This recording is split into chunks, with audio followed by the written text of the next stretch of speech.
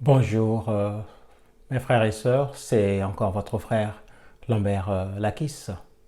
Aujourd'hui, dans cette rubrique 5 minutes de leadership, je voudrais parler du leadership avec vous. C'est quoi le leadership?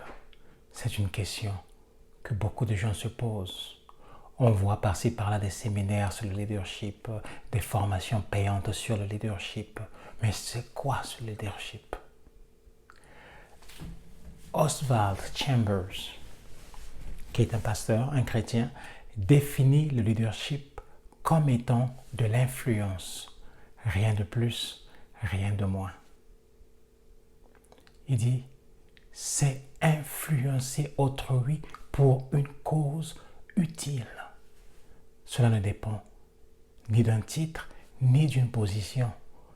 Donc, en d'autres termes, tout le monde peut être un leader. Il va plus loin en disant ceci, je vais lire pour vous. Il s'agit de saisir une vision de Dieu et de mobiliser les autres à s'y attacher pour qu'elle devienne réalité. Quand cela se produit, on a du leadership dans sa forme la plus pure. Le leadership, c'est de l'influence. Rien de plus, rien de moins. Ça ne dépend pas d'une position, ni d'un titre. Tout le monde peut être un leader. Mais c'est quoi l'influence? J'ai regardé dans le dictionnaire et ça dit ceci. C'est le fait d'exercer un pouvoir sur quelqu'un, sur quelque chose. Donc l'influence, c'est le fait d'exercer un pouvoir sur quelqu'un ou sur quelque chose.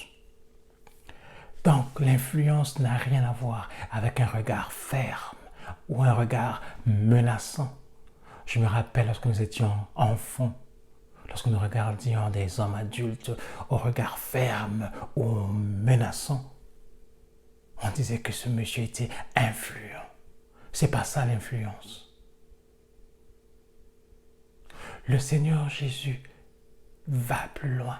Il dit des chrétiens que nous sommes le sel de la terre et la lumière de ce monde.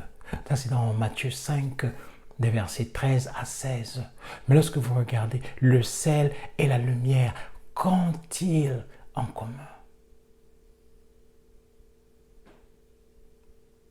Le frère John Maxwell dit que ces deux éléments ont la capacité de changer leur environnement. Lorsque vous mettez le sel dans la nourriture, le goût change. Et lorsque la lumière entre dans une salle, par exemple, les ténèbres se dissipent. Les chrétiens sont des leaders. Parce que par l'amour de Dieu qui est en nous, nous pouvons l'emmener partout ce que nous allons. Nous pouvons changer les vies autour de nous. Dans ce moment de désespoir, dans ce moment de stress, de peur dû à la pandémie du coronavirus, on peut emmener ce message d'espoir aux autres. On peut leur emmener le Seigneur Jésus-Christ. Et on peut changer leur vie. Qu'est-ce qui t'empêche de faire le pas? Dans le leadership, l'Esprit de Dieu habite en toi. Lève-toi, marche. Commence. Tu feras des erreurs. Ce n'est pas grave. Dans la prochaine rubrique, je parlerai des obstacles, des éléments qui nous empêchent d'aller, d'accepter cet appel au leadership. Nous allons les démystifier. Mais si ce message t'a plu, je t'encourage à t'abonner à ma chaîne YouTube afin de ne plus manquer d'enseignements. Et tu seras notifié à chaque fois qu'il y aura un nouvel enseignement. Et si ce message t'a plu, partage-le aussi à d'autres. Sois une bénédiction pour les autres. Souviens-toi que le leadership, c'est de l'influence. Rien de plus, rien de moins. Tu es un leader. Il y a un leader qui sommeille en toi. Lève-toi, commence à l'exercer. Que Dieu te bénisse et à la prochaine.